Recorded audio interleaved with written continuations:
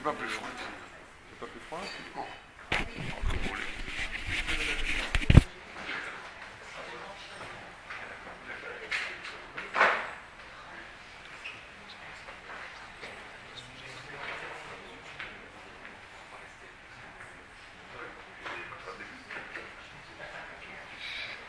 Bien, alors donc on est réunis pour parler un petit peu de Rosh Hashanah, et je rappelle donc quel est le thème de l'intervention ce soir de Rav Sadine.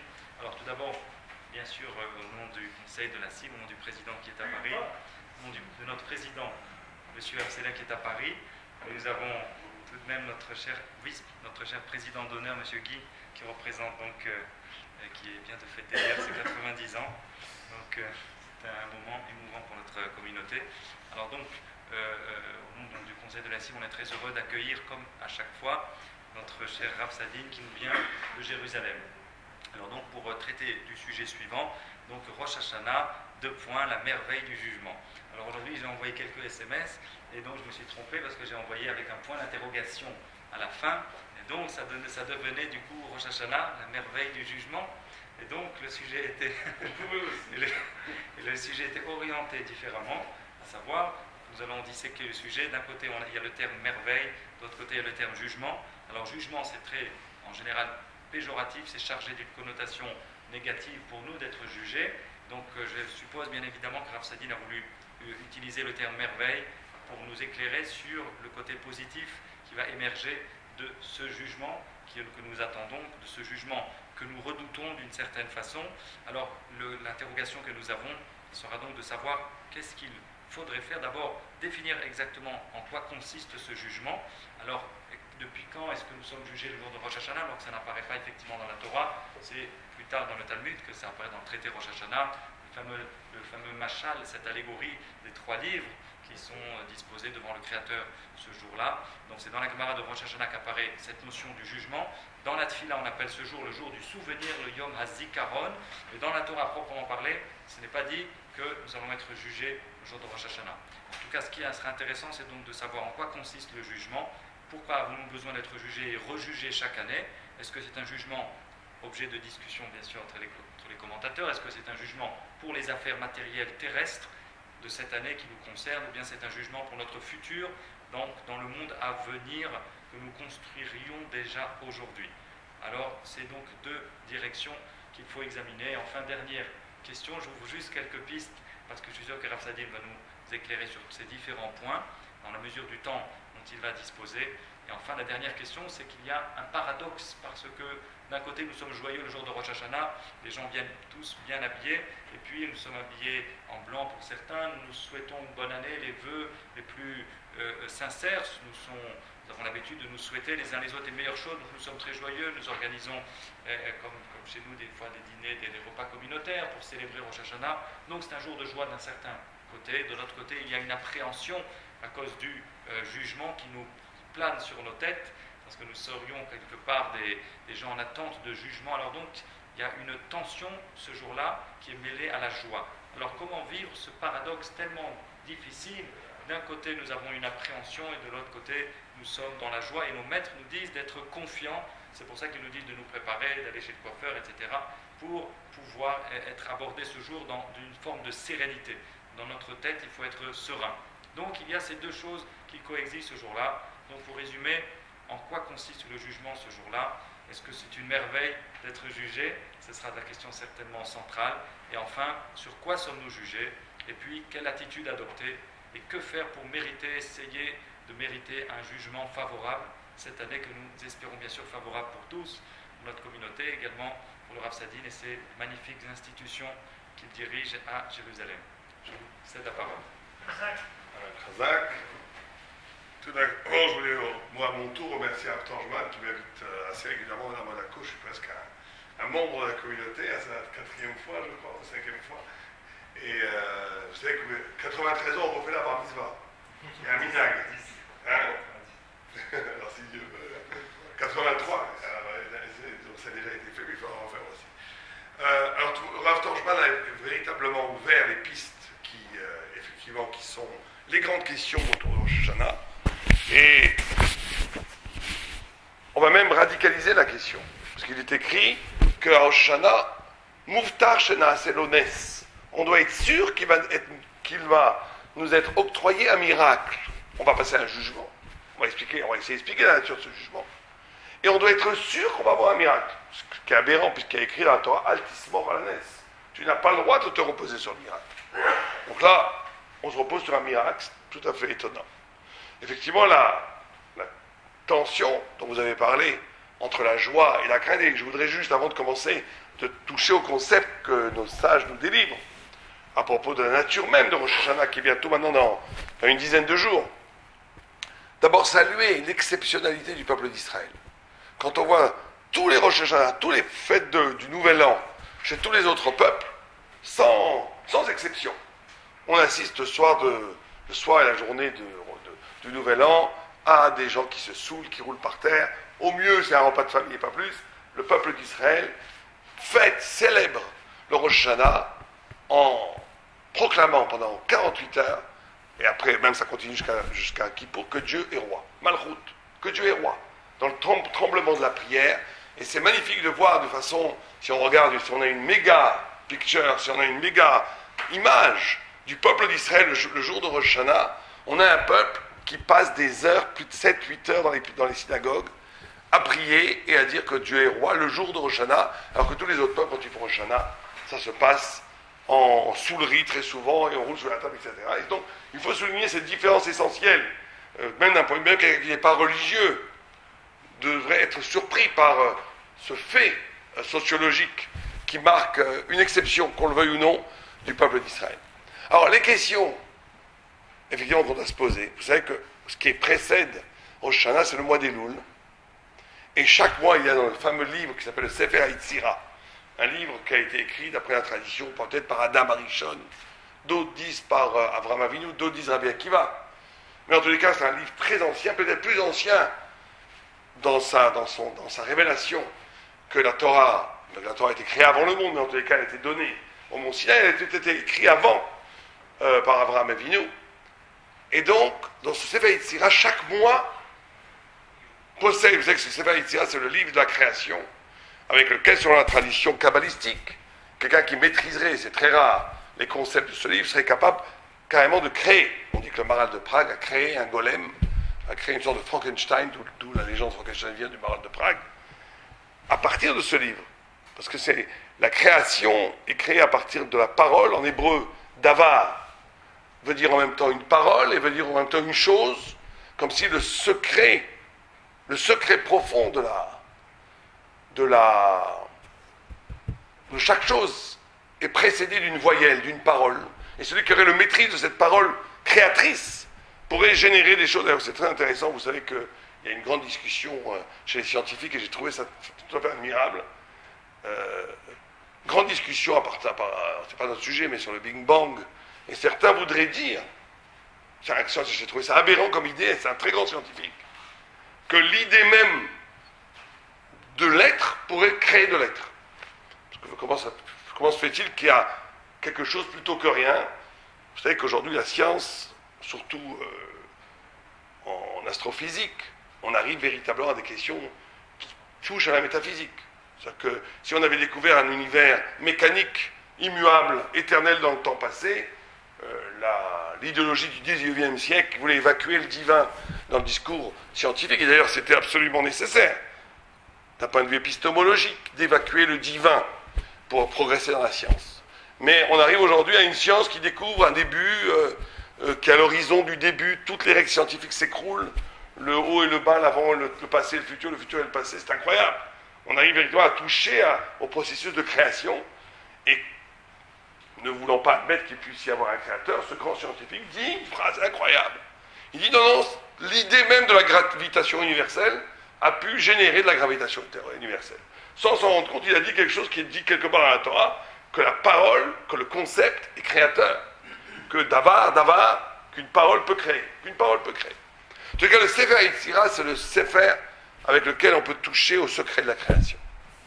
Et dans ce Sefer, on dit que chaque mois correspond à 12 lettres de l'alphabet. Vous savez que dans la lettre de l'alphabet hébraïque, vous avez les kfulot, vous avez les pshutot, vous avez 12.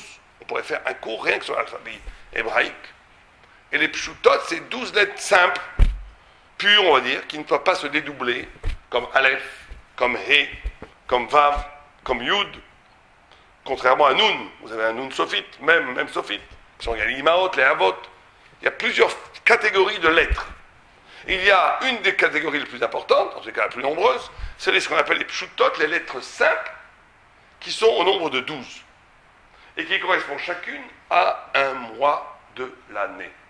Par exemple, le mois de Nissan, c'est la lettre He, puisque le He étant la parole, avec Pessar, la parole parlante. Et chaque mois correspond aussi à une tribu d'Israël, et chaque mois correspond à une possibilité humaine, comme de rire pour Hadar, comme la parole pour Nissan. Nissan, Elul, qui est notre période juste qui précède Rosh Hashanah, est une combinaison très bizarre. La lettre, c'est le Yud, qui normalement fait référence à la pensée, au spirituel, à l'absolu. Et la capacité humaine, on parle le sens humain, c'est le ma'asé, la possibilité de faire un acte. Ce qui est très contradictoire, parce que normalement le ma'asé ne s'allie pas avec le Yud. Le Yud, c'est plutôt la pensée. Et de quelle tribu sommes-nous au mois d'Elul? Gad. Et le Midrash nous dit pourquoi Gad? Parce que Nikarim, Chalalim, Gad, Besde, Krav, ils sont connus, les victimes de Gad, dans les champs de bataille. C'est que quand Israël faisait la guerre, Gad avait une sorte de botte secrète, où il coupait la tête et le bras de ses ennemis en un seul mouvement. Une sorte de samouraï juif, très bizarre. Et on dit que c'est ça le point. Tout le monde comprend que c'est une liaison entre l'action et la tête, le Yud et le Maasé. Donc il faut essayer de comprendre, avant de comprendre même Rosh Hashanah, cette période que nous vivons actuellement, du mois d'Elul. Alors si on se demande, qu'est-ce qui s'est passé de fondamental le mois d'Elul? Dans la Bible, dans la Torah. Qu'est-ce qui s'est passé de fondamental le mois d'Elul? Quelqu'un sait, ou quelqu'un a une suggestion? Qu'est-ce qui s'est passé le mois d'Elul?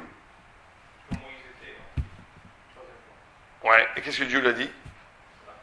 Salarti, c'est Kippour. Salarti, c'est 40 jours. Mais effectivement, Rosh Chodesh Elul, Moïse est monté sur le mont Sinaï, pour une troisième fois. Il a plaidé la cause d'Israël pendant 40 jours. À Kippour, au bout du 40e jour, Dieu a dit, Salarti, j'ai pardonné comme tes paroles. Et c'était Yom Kippour. Mais il lui a dit, au mois d'Elul, Psal Lecha, façonne pour toi les secondes tables de la loi. Maasé Elohim. Comme ça que le Sefer Yetzirah a dit, Maasé Elohim. Et le Gaon de Vilna pose une question, il dit Maasé Elohim, ça parle des premières tables, pas des deuxièmes, qui ont été données, qui ont été à Shavuot, mais qui ont été brisées, Yuzaïn Tammuz. Donc on va essayer de comprendre tout ça, c'est un peu compliqué, mais on va essayer de rentrer dans le sujet. En vérité, la différence entre les premières tables de la loi et les deuxièmes tables de la loi, c'est une différence essentielle. On nous dit que les premières tables de la loi, Dieu a donné la vérité, et il a donné aussi le support de cette vérité, qui était un saphir. Imaginez un diamant, je ne sais pas s'il y a des diamantaires ici. Le plus gros saphir au monde, il doit faire combien? 30 grammes, je ne sais pas, j'ai aucune idée, mais il ne doit pas faire beaucoup plus que... Là, on parle d'un saphir qui faisait un demi-mètre sur un demi-mètre sur un demi-mètre, un cube de saphir, qui devait peser lourd d'ailleurs, que Dieu donne, et il inscrit la parole de Dieu sur ce saphir. Tous les débris de saphir qui tombent par terre, Dieu dit à Moïse, prends-les, c'est pour toi. Moïse est devenu riche grâce à ça. Moïse a dit, non, je veux pas. Il a dit, tu prends, je veux que l'argent vienne du ciel chez toi. Je veux que tu doives rien à la terre. Donc il a pris, ça a été pour lui, ces débris de saphir. Et ce saphir lumineux divin qui venait d'une pureté extraordinaire, qui venait du ciel, était inscrite les premières tables de la loi. Les deuxièmes tables de la loi, qui sont le même texte pratiquement avec Shamor Zachor, mais c'est la même Torah, elle est aussi donnée par Dieu, contrairement à ce que beaucoup de gens croient. Les deuxièmes tables de la loi ont été écrites par Dieu, lui, pas par Moïse. Psal Lecha, c'est pas que Moïse a écrit. Simplement, le support a été donné par Moïse. Moïse a façonné un rocher de cailloux, il a fait un cube lui aussi, de 1 demi-mètre sur 1 demi-mètre sur 1 demi-mètre, comme ça. Il a hissé au ciel et Dieu a marqué par son feu les deuxièmes tables de la loi. Alors vous allez me dire, qu'est-ce qu'on s'en fiche? Première. Donc ce qui s'est passé à Elul, c'est ce façonnage. Il a façonné cette roche pour en créer un réceptacle pour recevoir les deuxièmes tables de la loi. Vous allez me dire, qu'est-ce qu'on s'en fiche? En que ce soit. Ce qui est important, c'est le contenu. Ce qui est important, c'est le message divin. Ce qui est important, c'est la vérité. Ce n'est pas tellement le support qui va accueillir cette vérité. Alors que, pas du tout. On est ici au cœur déjà du problème. Quand les premières tables de la Torah ont été données, ce n'est pas simplement la vérité. C'est un des grands problèmes métaphysiques dans le judaïsme. Que le rapport à la vérité est aussi essentiel que le contenu de la vérité. On peut avoir une vérité révélée et un rapport faux, dévoyé avec la vérité. On peut vivre toute sa vie dans la Torah, dans une référence à la parole de Dieu, mais en vérité, ce rapport à la parole de Dieu est faux. Il n'est pas clair, il n'est pas purifié, il est faux. On peut, à contrario, avoir un rapport tout à fait authentique à du mensonge. Il y a des gens qui ont des fois un rapport authentique avec le mensonge. Le but étant d'avoir un vrai rapport avec la vérité. Un vrai rapport avec la vérité. C'est ça le but. Et quand Dieu donne les premières tables de la loi, il ne donne pas simplement la vérité. Il donne le réceptacle, ça veut dire qu'il donne des instruments intellectuels, des instruments émotifs, spirituels, psychiques, et même physiques, puisque le peuple juif, à ce moment, est devenu éternel, pour comprendre la Torah comme Dieu comprend la Torah lui-même. Imaginez que vous comprenez la Torah, non pas comme nous, on la comprend chacun subjectivement, mais qu'on comprenne la Torah comme Dieu la comprenne. Kébirol, on ne peut jamais comprendre comme Dieu, mais Kébirol, avec un esprit divin, avec un cœur divin, avec un esprit divin, avec un corps devenu tellement pur qu'il échappe à la mort. C'est ça qui a été donné dans les premières tables de la loi et c'est ça qui a été brisé. Alors vous allez me dire comment ça se fait qu'ils ont fait la faute du veau d'or. Tout le monde pose cette question. S'ils sont arrivés à un tel niveau, au moment où les 10 commandements qu'ils ont vus, les 10 commandements, et qu'ils ont été transformés, transfigurés par la révélation divine radicale, il faut bien comprendre, on a beaucoup de mal à comprendre ça, que le mont Sinaï, c'est pas les 10 commandements, hein. C'est pas que tout d'un coup on a vu un grand spectacle. Non, non. C'est un événement de vérité qui a modifié l'humanité. C'est que le peuple juif à ce moment-là a pactisé avec le divin à un niveau tellement profond que la Torah est devenue une partie de lui-même. C'est pour ça qu'elle est devenue éternelle. C'est pour ça que même les juifs qui ne sont pas du tout religieux, qui ne croient pas en Dieu, vous fouillez un peu, ils croient en Dieu.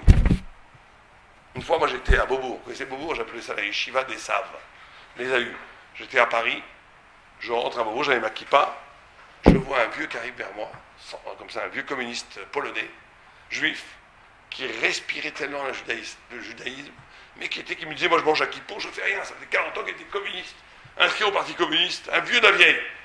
Et quand il me voyait, ses yeux s'allumaient comme ça, il est venu me voir, il me parlait en moitié en yiddish, moitié en français, et on voyait qu'il était complètement habité par la chose juive, alors qu'il a passé toute sa vie à vouloir nier son identité juive. Ça fait partie du ADN juif, il n'y a rien à faire. Très très rare, très très rare. Il faut beaucoup de travail à un juif pour complètement se déconnecter de son rapport à Dieu. Parce que ça fait partie de son identité profonde. Et ça c'est lieu à Sinaï. Mais ça a été cassé. Ça a été cassé. Alors comment ça se fait qu'ils ont fauté? C'est un midrash qui nous dit une chose terrifiante, qui dit plus quelqu'un il monte haut, plus il veut retrouver le corps. Plus il veut tomber. Parce que plus on monte haut, plus notre identité d'humain s'évapore et on touche au secret d'une identité qui n'est plus autour de l'ego, autour du nucléaire, autour de nous-mêmes, mais qui est ouvert vers l'infini et qui fait peur. Je ne sais pas si vous avez remarqué à Kippour, qui est bientôt, les gens à l'année, il a appris, ils sont comme des anges. Et après, quand on fait le repas, moi j'ai remarqué ça, c'est très, très curieux de voir ça. Le repas qui casse le jeûne, tout le monde commence à faire des blagues, ça va pas, la chonara. Et on avait dit 2 minutes, les mêmes personnes, il y a une demi-heure, 3/4 d'heure, étaient en train de prier comme des anges. Parce qu'après Kippour, les gens veulent retrouver. Bon, ça y est, on a été nettoyés, maintenant on va s'éclater, on va essayer de faire. Le corps veut retrouver son droit. C'est comme ça, c'est naturel. Il faut combattre ce penchant naturel. Mais en tous les cas, ça c'est les deuxièmes tables de la loi, ça veut dire qu'il n'y a plus tout ça. Elles sont faites par Moïse, par l'homme. Et la vérité va être proportionnelle au désir de vérité. La vérité va être proportionnelle au désir de vérité, c'est-à-dire que plus quelqu'un va vouloir comprendre, plus il va comprendre. Tu veux comprendre un peu, tu comprendras très peu. Tu n'es pas intéressé par les choses de l'esprit, c'est pas grave, on te laisse libre. Tu comprendras rien. Tu veux comprendre un petit peu, on te donnera un petit peu. Tu veux comprendre moyennement, on te donnera moyennement. Tu veux comprendre beaucoup, on te donnera beaucoup.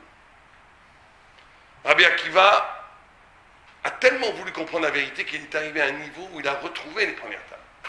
On en parlera tout à l'heure. Mais ça va être proportionnel à ton désir. La vérité, la révélation divine dans ton existence va être proportionnelle à ton désir. Plus tu voudras comprendre, plus tu voudras t'approcher de la lumière, plus ta lumière t'éclairera. Moins tu voudras comprendre, c'est la liberté humaine. On est devenu quelque part plus libre. Puisque maintenant, ça dépend de nous.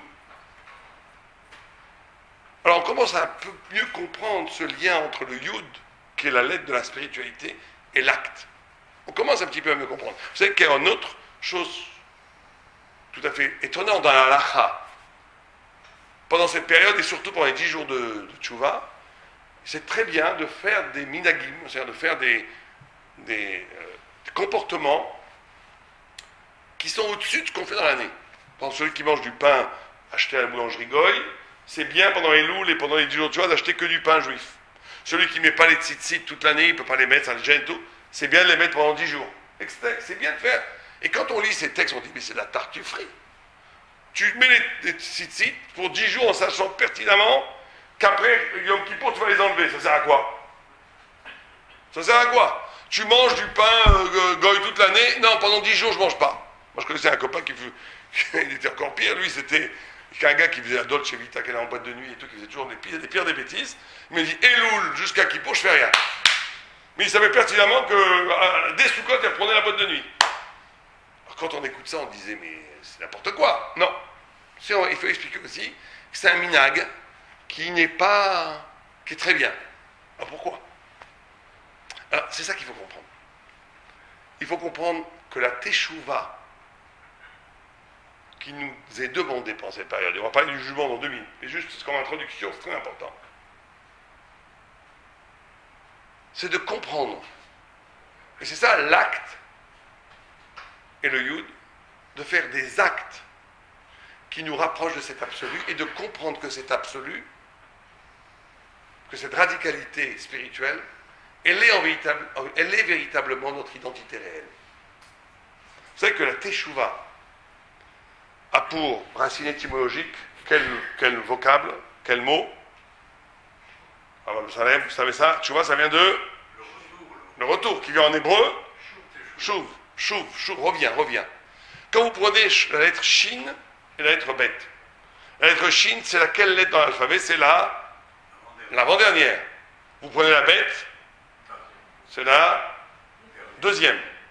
Si vous prenez ce qui est à l'extérieur, celle qui est après le shin, c'est le tav, celle qui est avant le bet, c'est le aleph, ça fait at. Donc là, tu vois, c'est shav, at. Revenir, at, ata, revenir vers toi. Revenir vers moi. Faire tu vois, c'est revenir vers toi. Revenir vers moi, ça veut dire quoi, revenir vers moi? Moi, on aurait dit faire tu vois, ça veut dire revenir vers Dieu. Non, reviens vers toi. C'est quoi faire tu vois? Revenir vers toi. Ça veut dire quoi revenir vers toi? Quelqu'un a une idée? Ça veut dire quoi revenir vers soi? Alors dit le Maharal de Prague, il explique comme ça. Et ça c'est un grand secret de qu'est-ce que c'est l'essence même de la tchouva. La teshuva s'opère, il y a chacun d'entre nous a une parcelle intérieure de lumière qui n'a jamais trahi. Enfin, il faut l'espérer.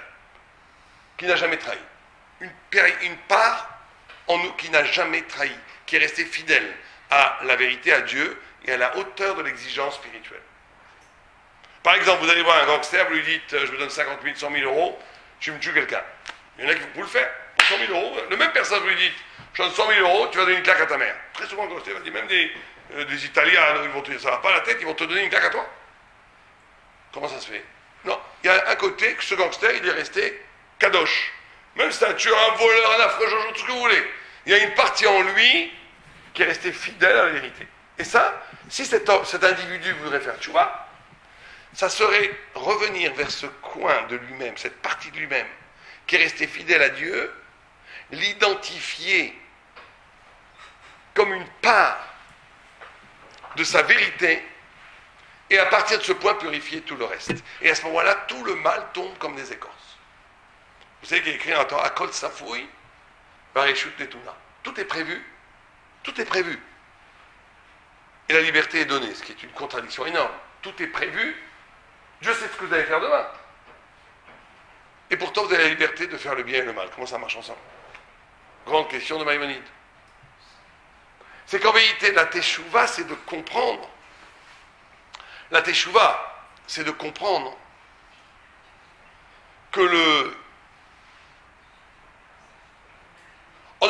faire du mal, c'est quelque chose d'un sens de très négatif, bien entendu. Mais ce qui est encore plus négatif, c'est quand je m'associe au mal, quand je m'identifie au mal. Quelqu'un, il peut dire, il est coléreux, il dit, il dit je suis coléreux, je suis comme ça. Il est radin, je suis radin. Il est violent, je suis violent. Non, ça n'existe pas d'être violent, d'être radin, d'être coléreux, d'être envieux, ça n'existe pas. Ce sont des choses extérieures qui n'auront aucun rapport avec ma vraie essence. La grande faute du mal, c'est de s'identifier au mal. Le mal, c'est des écorces extérieures. La teshuva, c'est de revenir à une partie de soi la plus intime qui n'a jamais trahi, et de comprendre que toutes les fautes que j'ai faites et toutes les qualités négatives qui peuvent m'habiter sont des extériorités qui ne sont pas véritablement moi-même. Et quand je fais ce mouvement-là, toutes ces écorces tombent, et c'est ça la teshuva, la purification. Vous connaissez l'histoire de Rabbi Eliezer ben Dourdaya. C'est incroyable. C'était un homme dans la Talmud, donc la Talmud nous relate son histoire. C'était un homme qui n'était pas du tout rabbi, qui était un coureur de jupons, du plus bas niveau, puisqu'il allait voir des femmes en payant les femmes. Et un jour on lui dit, tu sais, là-bas, dans une île déserte, il y a une femme extraordinaire, lui il y va, il traverse cette rivière, voilà, la Gemara nous raconte une histoire très très belle en quelque part. Il arrive avec son sac d'argent, de pièces, et quand la femme le voit, elle dit, comme cet arbre est tordu, toi tu ne feras jamais de choix. Tu ne feras jamais de retour. Elle a vu qu'il était complètement maboule, qu'il avait fait des centaines de kilomètres pour faire une avéra. Et lui, quand il a vu cette phrase, il a eu un choc.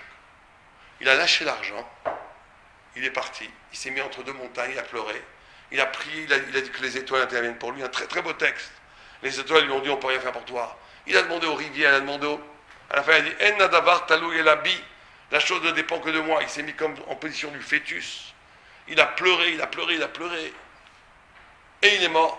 Au matin, une voix est sortie. Il dit, Mouzman, Mouzman, Rabbi Eliezer ben Dourdaya le Chaya Olamaba. Il est invité, Rabbi Eliezer ben Dourdaya, à une vie de félicité éternelle. Et à ce moment-là, Rabbi Yehuda Nassi passé, il a entendu ça. Il s'est mis à pleurer lui-même. Il dit, Yesh shekonim olamam b'sha'a echad. Il y en a qui peuvent acquérir le monde, l'éternité en une seule nuit. Et il a pleuré. Et quand on lit ce texte, il y a trois grandes questions. Première question, c'est pourquoi il est mort. Quelqu'un qui retourne aujourd'hui au judaïsme, qui fait tchouva, qui a compris, Dieu aurait dû lui donner la vie pour, au contraire, qu'il commence à étudier. Non, il meurt. Deuxièmement, pourquoi on l'appelle rabbi? C'est pas un rabbi. C'est peut-être un tzaddik, un Baal Tshuva Gmoura, c'est sûr, mais c'est pas un rabbi. Alors certains commentateurs nous disent on l'appelle rabbi parce qu'il nous enseigne qu'on peut faire tchouva. Mais c'est pas une bonne réponse. Pourquoi?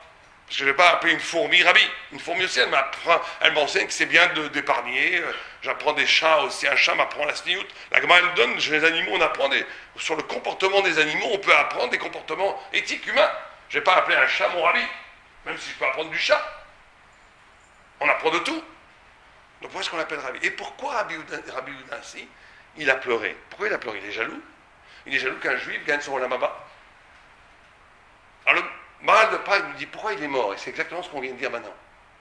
Il dit parce que c'est à propos de ce Chidushé Agadot, là-bas dans les commentaires du Maharal de Prague sur le Talmud, où il dit ce principe que la tchouva, c'est de revenir sur ce point de lumière que j'avais trahi, et à partir de ce point de lumière, rebâtir une existence.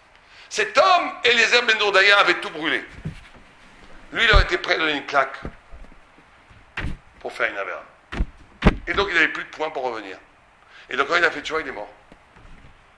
Il n'y avait pas de possibilité, il n'y avait plus de port d'attache. Il n'y avait plus de port d'attache. Alors comment ça se fait qu'il a fait tchouva? Ça venait de l'âme. Mais lui-même, il était fini. D'ailleurs, la Gemara nous dit que certains, quand ils font tchouva, ils meurent. Pourquoi? Parce qu'ils n'ont plus de points d'attache.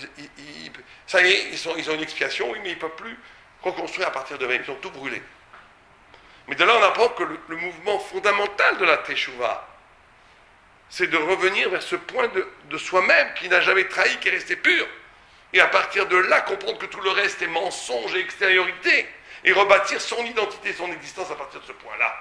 C'est ça l'acte fondateur et fondamental de la teshuva. Bon, pourquoi est-ce qu'on l'appelle Rabbi? C'est pas notre sujet, mais on va quand même le dire. Les commentateurs disent qu'on l'appelle Rabbi parce que la compréhension profonde de la Torah, elle n'obéit pas aux principes comme on croirait ici. Ça veut dire que comprendre véritablement quelque chose, c'est pas simplement l'étudier, c'est d'être prêt à sacrifier pour. Quelqu'un comprend quand il comprend l'importance de ce qu'il comprend.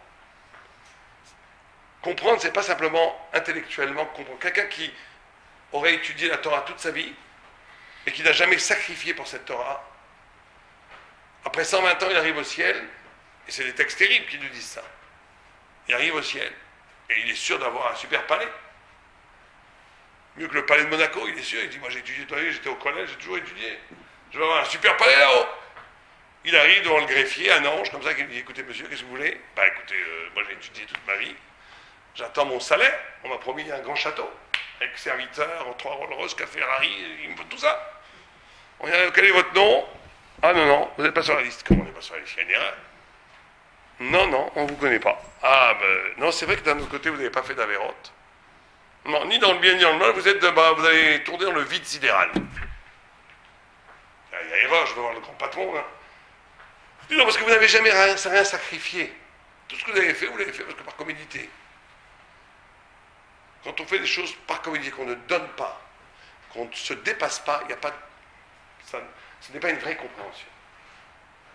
Une vraie compréhension, d'ailleurs, ça explique, ce principe explique beaucoup de choses. Vous savez qu'on dit que les femmes, le Olam Haba, on l'a par l'étude de la Torah. Alors, elle demande des femmes qui n'ont pas pour habitude d'étudier. Comment elles ont le Olam Haba? Elle dit par le fait qu'elles comprennent que la Torah est importante en aidant leurs enfants et leurs maris à étudier.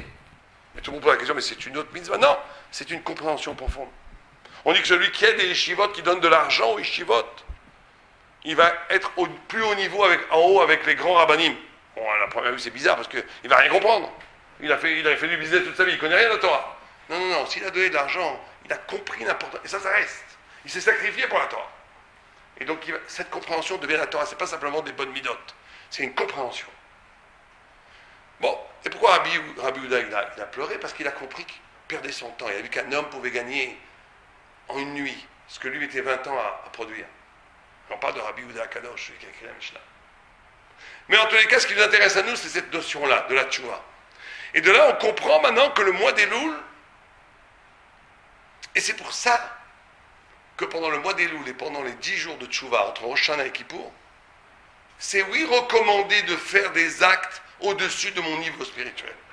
C'est oui recommander celui qui ne met pas les tzitzit de les mettre, même pendant 10 jours, même si c'est pertinemment qu'il ne les mettra pas après.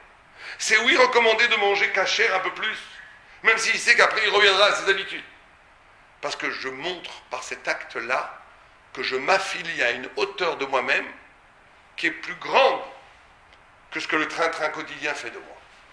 Et en réalité, le seul choix qu'on a dans l'existence, c'est de se considérer comme un élu ou de se considérer comme un banal humain. C'est ça le choix d'un juif. Est-ce qu'on va passer sa vie à être fidèle à la promesse de la génialité que Dieu a mis en nous, ou est-ce qu'on va vivre sur les débris d'un passé qui m'a façonné? C'est ça la grande question qu'il faut avoir l'honnêteté de se poser. Il y en a qui ne se la posent même pas, et il y en a que même cette question n'a fait aucun sens, parce qu'ils ont complètement oublié la vocation de la grandeur qui est propre à l'existence de chaque juif, et de chaque homme en réalité. Mais c'est une question douloureuse, mais c'est une question qu'on doit se poser maintenant. en ce moment. Et donc ça, c'est la préparation du jugement. Alors, pour le jugement, vous savez, quand Shana, Rav Torjman a parlé, il y a quelque chose de très curieux. Nous avons tous devant nous à peu près 12 jours à vivre, pas plus. Pas plus. Après, il va falloir que Dieu reconsidère à Rosh Hashanah combien de temps il va nous donner à vivre. Combien il va nous donner. À Rosh Hashanah, tout est jugé. Alors c'est vrai qu'il y a ces discussions, la Maba ou la Mazé, c'est compliqué, mais la plupart des Rishonim pensent que c'est par rapport au monde d'ici. On va juger la santé, Dieu va nous juger combien de santé on va avoir, combien d'argent on va avoir, combien nous, nos enfants, nos proches. Tout va être décidé à Rosh Hashanah. Si, imaginons 2 minutes sérieusement, que dans 10 jours ou 12 jours, j'ai rendez-vous avec un juge tout-puissant qui va décider si je vais en prison ou pas en prison. Qu'est-ce que je fais? Est-ce que je mange des pommes avec du miel et je dis bonne année et je fais un grand sourire, ou je me mets par terre et je dis au juge, épargnez au moins mes enfants? Nous, qu'est-ce qu'on est? On est complètement fous. Dieu nous juge à la vie et à la mort, à la santé et à la maladie. Mi ba'esh, mi babaim. Qui va avoir la santé, qui va avoir la brioute, qui va avoir la maladie, qui va avoir l'argent, qui va perdre de l'argent, qui va en gagner. Tout est décidé à Rosh Hashanah. Et nous, au lieu de supplier le bon Dieu, donne-moi de la vie, donne-moi. Non, Hachem, on demande rien, même ce qui est écrit, Zochenu lechaim, melech hafez bechaim kotvenu besefer chaim leman cha elokim chaim. Tout ça, ça a été écrit au Moyen-Âge, par les Gaonim. Au temps d'Agmara, ça n'existait pas. Ça a été rajouté. Regardez dans le stylo, c'est en plus petit caractère. Ça a été rajouté. Au temps du Talmud, on ne demandait rien. On disait toute la journée Hachem Meler, Dieu est roi. Est-ce qu'on n'est pas fou? On est complètement fou. On est complètement fou. Si c'est pas sérieux. Dieu te juge à la vie, à la mort, tu dis Hachem est roi. Tu devrais te mettre par terre et dire pardon, donne-moi la vie, excuse-moi mes fautes, comme on fait à Kippour un peu. Non, Hachem Meler, on mange des pommes au miel. Bon, d'accord. Quel est le pshat de ça? Alors, il faut bien comprendre ça. C'est pas du tout le moment de demander pardon. Bien sûr qu'il faut faire tchouva. Il ne faut pas demander ni la vie, ni pardon. C'est pas comme ça qu'on passe au Rosh Hashanah. Parce qu'on va encore poser la question encore plus profondément. Vous savez que le jugement qu'on va passer, je ne vous dis pas pour vous faire peur, je vous dis ce qui est écrit, et après chacun réfléchit, médite sur les textes. C'est que chacun d'entre nous, l'homme est jugé collectivement, la planète entière va être jugée. Mais nous-mêmes, on est jugé de façon singulière. Dieu nous prend. Il y a une seconde, pendant Rosh Hashanah, il faut mieux espérer que cette seconde ne soit pas en train de parler de Shana avec ses copains ou ses copines. Il y a une seconde où Dieu arrête tout, ne prend que nous-mêmes, que notre visage, singulier, il nous prend comme ça. Le temps d'une seconde, il nous regarde. Et il pose une seule question. Est-ce que ça vaut le coup de créer l'univers entier pour ce personnage? C'est ça le jugement qu'on va passer. Est-ce que ça vaut le coup de créer l'univers entier pour monsieur? Pour monsieur, pour moi, pour vous. Est-ce que ça vaut le coup? Qui peut passer à un tel jugement? De justifier de la création. On peut passer, quelqu'un peut dire ici, ouais, moi je justifie la création. J'ai pas de problème. Je justifie que la création, je suis un homme assez sadique, assez exceptionnel, pour que ça vaille le coup de créer toutes les planètes, le soleil, toute la terre, toute l'histoire de l'humanité, pour que j'existe. Quelqu'un peut dire ça? C'est possible. Et pourtant, c'est ce qui se passe. Alors, comment on passe un tel jugement? Alors, le secret qui n'est pas de nous, qui est écrit dans les textes. En réalité, il y a un texte, un midrash fabuleux, qu'on amène très souvent, je crois qu'on en avait parlé ici une fois, dans le midrash Rabbah. Quand Dieu a voulu créer l'homme, il a convoqué les anges. Une partie des anges a dit crée l'homme. L'ange de l'amour a dit crée l'homme, il est capable d'amour. L'ange de la tzedaka a dit crée l'homme, il est capable de tzedaka. L'ange de la paix a dit ne crée surtout pas l'homme, ou le koulouk tata, il est toujours en bagarre. Vous mettez 3 juifs, il y a 4 synagogues. Toujours la bagarre. L'ange de la vérité dit surtout ne crée pas l'homme. Et le koulo sheker. Derrière Ragav, juste en aparté, c'est bizarre ce midrash, parce que il y a des hommes qui disent la vérité. Et il y a des hommes qui font aussi du chesed, qui font pas de chesed. C'est qu'on apprend de l'ADN, regarde, qu'un homme essentiellement, il est généreux. C'est qu'un homme qui ne serait pas généreux, il aurait perverti la nature humaine. Puisque l'ange de Chesed a dit, l'ange de la générosité a dit, crée l'homme, il est généreux. Essentiellement, l'homme est généreux. Un homme qui ne serait pas généreux serait un perverti, il profanerait la nature humaine. Par contre, un homme qui serait un peu baratineur, un Marseillais, c'est pas bien, mais c'est normal. Il faut qu'il se rectifie et tout, mais l'homme est un baratineur. L'homme, il a beaucoup de mal à dire les choses exactement telles qu'elles sont. Beaucoup de mal. Vous savez que quand Moïse, quand on a donné la Torah à Moïse a dit à Dieu, les anges ont dit, comment tu peux donner la Torah aux hommes? Et Dieu a dit, réponds-leur. Et Moïse dit, je ne vais pas monter là, ils vont me tuer. Il me dit, t'en fais pas, prends le trône de la gloire et réponds-leur. Pourquoi il avait peur, Moïse? Parce qu'un ange, il est tellement dans l'absolu de la vérité qu'il ne peut pas supporter un homme, au point que même Moïse, qui n'a jamais menti de sa vie, le fait même qu'il puisse mentir, le condamne à mort face aux anges. Mais Dieu lui prend le trône de la gloire. C'est-à-dire, dis-le que ta possibilité de mentir, que tu ne mens pas, est une vérité supérieure à la vérité angélique qui ne peuvent pas mentir. C'est comme ça qu'il a vaincu les anges. L'homme essentiellement est un menteur. Quand il ne ment pas, c'est Moshe Rabbeinu. Et l'homme est essentiellement belliqueux. Faire la paix, c'est très rare. C'est magnifique parce que c'est très rare.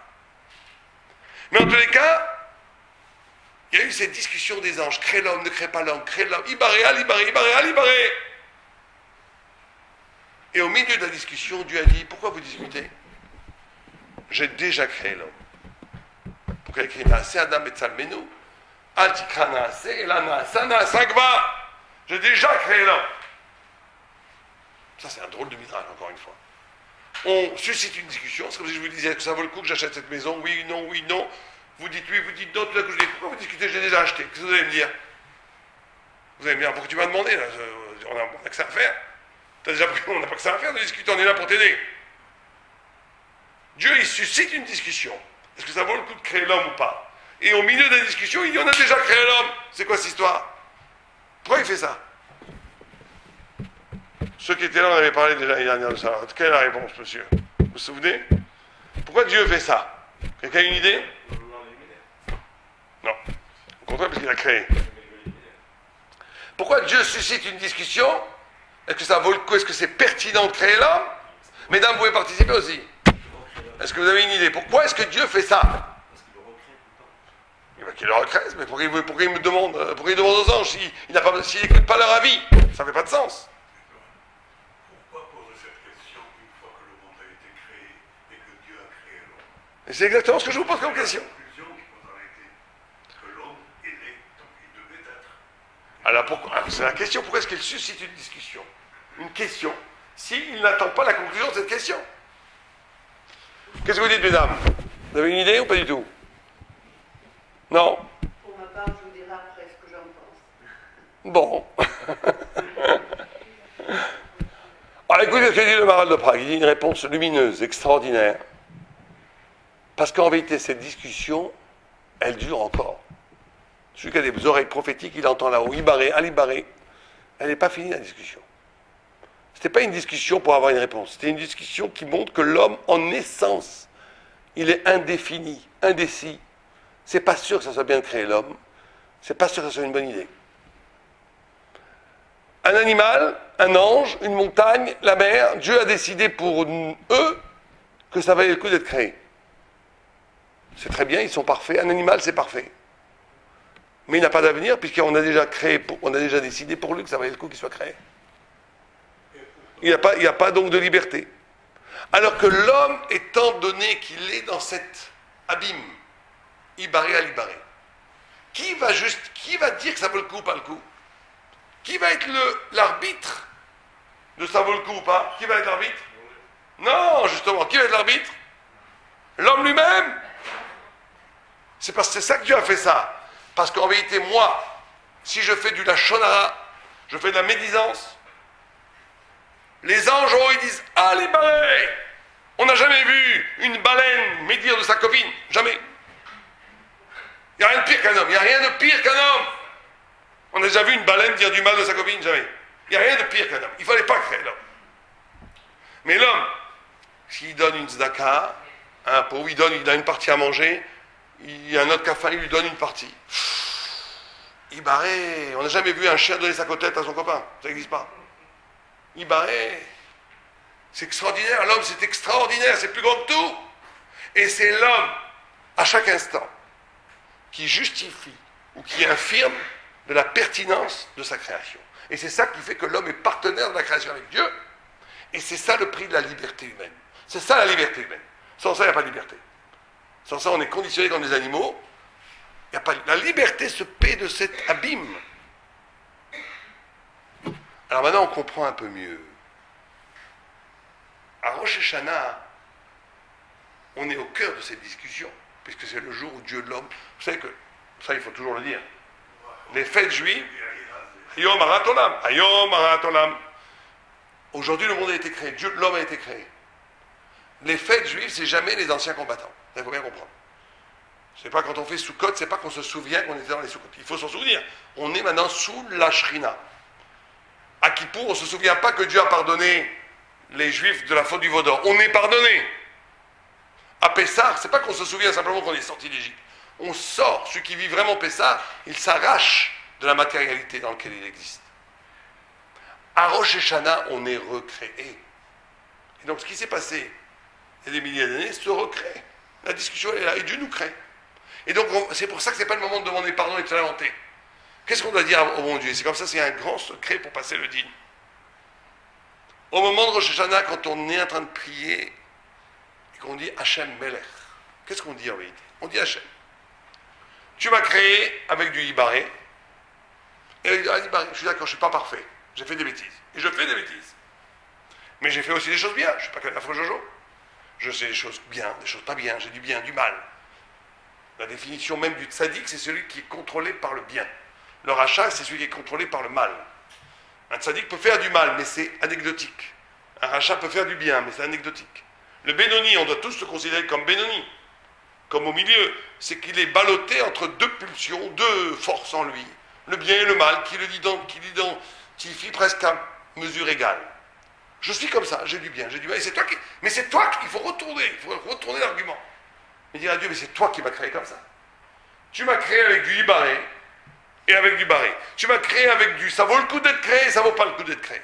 Tu m'as créé avec du bien. C'est toi qui as voulu créer un homme qui soit le lieu de la confrontation des ténèbres et des lumières.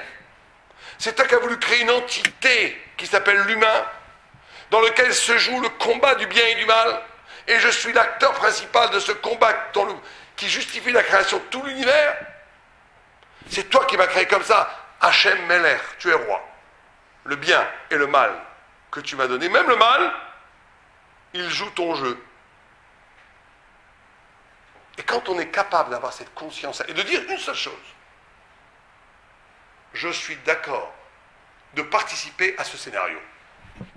Je vais essayer à mon niveau de faire triompher le Ibaré contre le Al-Ibaré, de faire triompher crée l'homme par rapport à ne crée pas l'homme. Voilà. Ça, je dois m'engager à ça, Roshana. Je dois, à mon niveau, essayer de faire vaincre les forces du bien qui sont en moi par rapport aux forces du mal qui sont en moi. Dès que je prends cette décision, un tout petit peu, chacun à son niveau, Zahra Bedin, puisque c'est ça le sens de la création, il a passé, c'est bon, c'est pour ça qu'on mange des pommes, pour ça qu'on mange du miel, c'est pour ça qu'on mange un grand repas, c'est pour ça on sourit un peu, on est con. Mais pas, il faut pouvoir le faire quand même. Hein. Mais si on le fait, toi, chez Yasselo, Ness, elle qui s'en crée. Puisque c'est Dieu qui a créé l'homme comme ça, il ne nous a pas créé parfait. S'il avait voulu nous créer comme des anges, il devrait créer comme des anges, il n'y a rien à faire. Il nous a créé mal, bien. Dès que j'accepte cette dualité en moi du mal et du bien, et que j'accepte d'être le lieu du combat de la lumière et des ténèbres, et de dire je vais essayer, même pas m'engager que je vais réussir, je vais essayer de faire gagner le bien sur le mal, c'est bon. Alors la raison d'être de Rosh Hashanah par rapport à cela. C'est ça Rosh Hashanah. C'est ça qui se passe à Rosh Hashanah. Nous sommes de la veille de Rosh Hashanah. Rosh Hashanah situé par rapport à tout ce développement-là. C'est Rosh Hashanah. L'homme a quand même mérité devant Dieu la création, il a été créé. Oui. Il a été créé, non seulement Dieu l'a créé, il lui a donné des lois pour en faire un ange. Alors comment concilier cette suite de la création du monde et de cette ombre qui entourait la création de l'homme? L'enjeu de Rosh Hashanah, c'est la reconduction de l'enjeu de la création. De la même façon qu'on demande la création. Il y a un doute sur la validité de créer l'homme ou pas. Et celui qui va trancher le doute, c'est l'homme lui-même, et c'est en ce sens-là il est partenaire de Dieu, c'est exactement qui se repasse à Rosh Hashanah. Alors pourquoi on s'adresse à Dieu dans le jour de Rosh Hashanah, Taharim, Na'aronim, purifie-nous dans notre monde. Nous avons fait tout ce qu'il fallait faire pour nous présenter devant lui. Et Taharim, c'est à Kippour. En Rosh Hashanah, on ne dit pas Taharim. Bon. C'est à Kippour, ça c'est autre chose, c'est Kippour. Nous ensemble depuis le Rosh Hashanah. Non mais Rosh Hashanah, c'est le début. Une même. Ah non, Rosh Hashanah, c'est Din. Ça Bon, va. très bien. Mais nous sommes toujours, notre perspective, c'est Kippour. Et nous nous préparons depuis Non, Rosh Hashanah. non, pas du tout. Rosh Hashanah, c'est pas là pour Kippour. Le chauffard que nous sonnons, c'est pour nous réveiller dans quel sens? Alors on va en parler Dans le sens de la maintenant. Très bien, on va parler du Kippour, du chauffard. Mais Rosh Hashanah n'est pas qu'une préparation de Kippour du tout. Rosh Hashanah, c'est le Din. Attendez, laissez-moi, je vais répondre à votre question. Rosh Hashanah, c'est le Din. C'est le Din qui est transformé en Rachamim. Yom Kippour, c'est le Rachamim.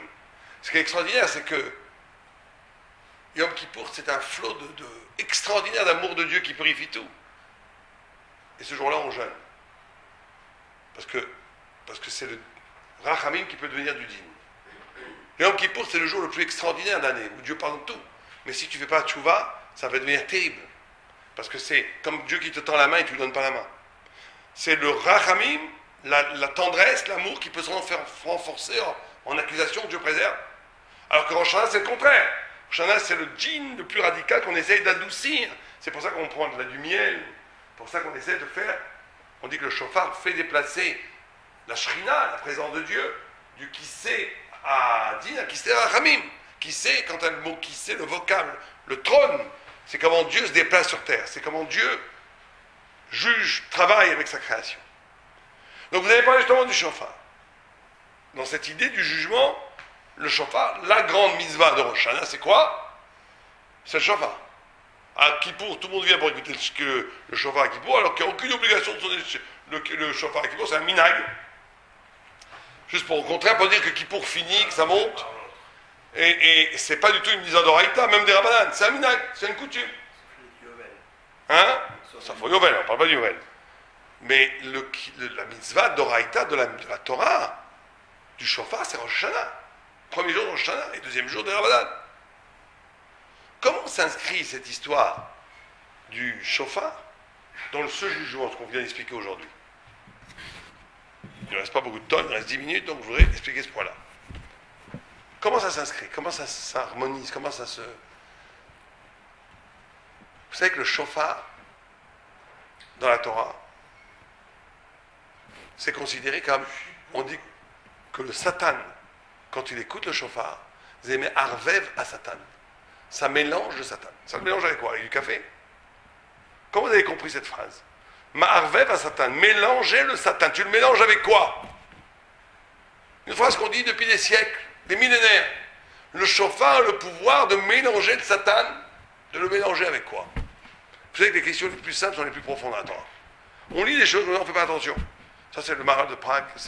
Si j'ai appris une chose du Maharal de Prague, c'est ça. C'est qu'il pose des questions très simples et qui ouvrent des perspectives extraordinaires de sens. Par exemple, sur l'histoire de l'enfant.